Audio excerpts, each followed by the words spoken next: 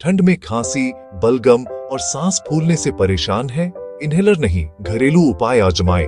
आयुर्वेद में है इसका अचूक इलाज जो फेफड़ों को मजबूत करे और संक्रमण से बचाए। जरूरी है ये 6 चीजें: अदरक, तुलसी, मुलेठी पाउडर, काली मिर्च, हल्दी और 2 कप पानी।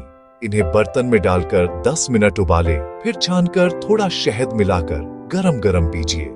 ये काढ़ा सांस की सूजन कम करता है, फेफड़ों की सफाई करता है और आपकी रोग प्रतिरोधक क्षमता, इम्यूनिटी बढ़ाता है। ध्यान दें, ठंडी और तली भुनी चीजों से बचें, ये कफ बढ़ाते हैं। रोजाना सुबह शाम पीजिए। इस अचूक नुस्खे को अपने दोस्तों के साथ जरूर शेयर करें। फॉलो करें डॉक्टर अनंत को।